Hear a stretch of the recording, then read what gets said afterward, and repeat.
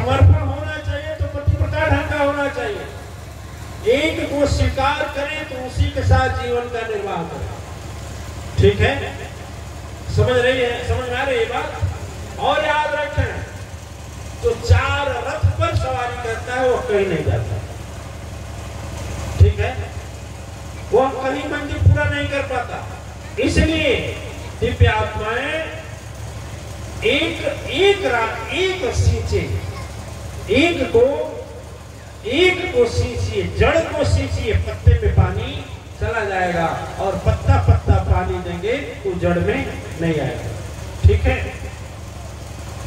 और इसलिए बैठ जाते हैं गुरु जी से कैसे बोले, चारों चक्कर खा लिए, दुख नहीं गया। अरे दुख तो अपने कर्मों का फल है दिव्य आत्माएं, दुख तो कर्मों का फल है ना। और बाबा जी लोग या तांत्रिक लोग ऊपर पैसे से कहते हैं दुख दूर करेंगे, मैं दावा करता हूँ दुख दूर होने वाला। सदगुरु की वाणी से जब प्रयासित होता है और फिर जब प्रयासित होता है तो हमारे अपराध क्षमा होते हैं, और जब दोबारा हम दुष्कर्म नहीं सत्कर्म करते हैं तो वही मेरा सुरक्षा कवच बन करके दुख से रक्षा करता है और हमारे लिए सुख और शांति प्रदान करता है। कब करेगा? कब करेगा? जब पतिव्रता की तरह एक में निष्ठा होगी तब ना, एक में निष्ठा होगा तब ना। बोले, और बिगड़ा हुआ मन, किसी भी नारी का बिगड़ा हुआ मन संसार के सुंदर पति को खोजते खोजते मैं कहता हूं मर जाएगा, लेकिन सुंदर पति नहीं मिलेगा। उसी तरह से जिसका मन बिगड़ गया भक्ति में या धर्म में, वो रोज गुरुए को खोज रहा है, तो गुरु खोजते खोजते भटक मुआ वेदो बिना पावे कौन उपाय, खोजत खोजत जुग गया पाम कोस कहराय।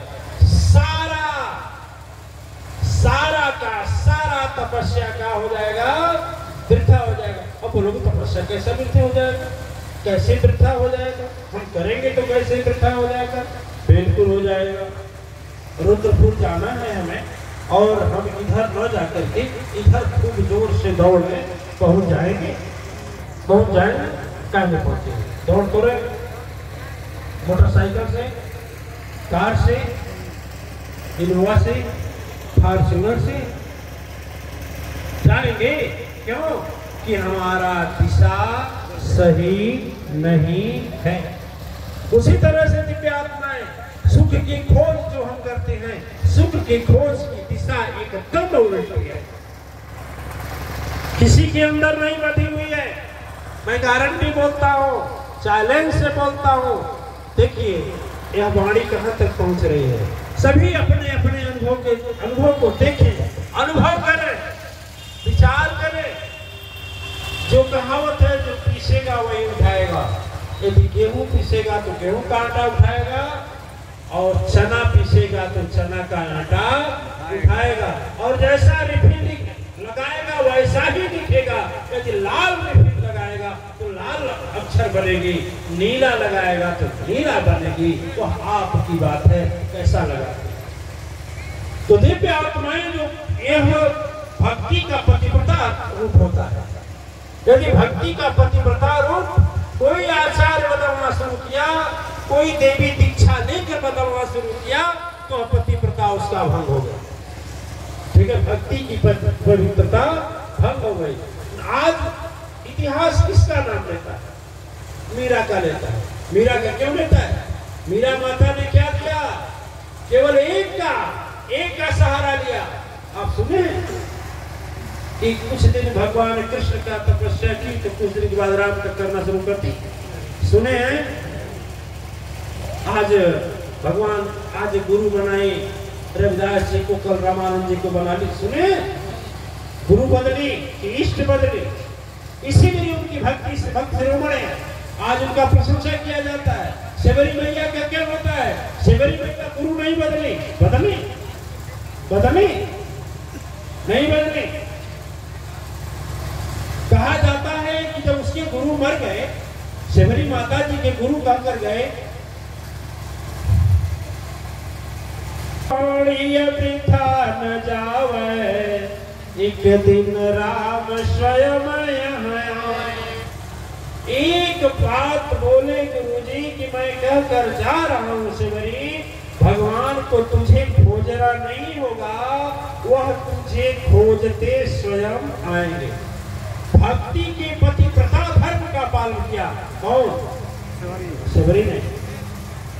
और यहाँ तक कि अब जब गुरु जी कह दिए हैं तो कभी आ सकते हैं ना, जिन तो पता ही नहीं।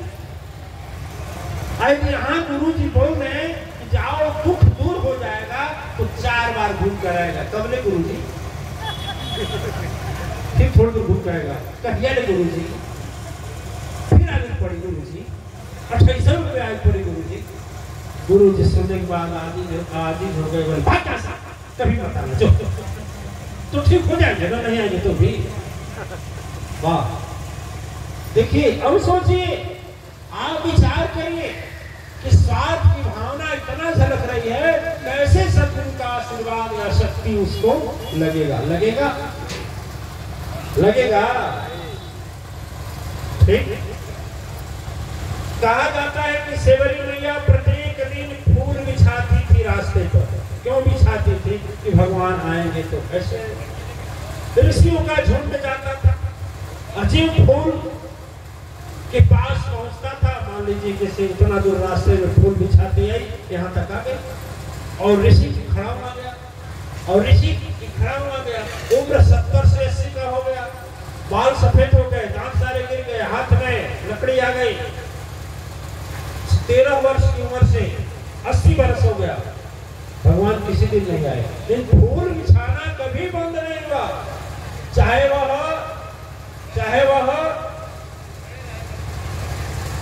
भयंकर गर्मी हो, चाहे भयंकर वर्षा हो, चाहे भयंकर जाड़ा हो, कभी नहीं बंद हुआ।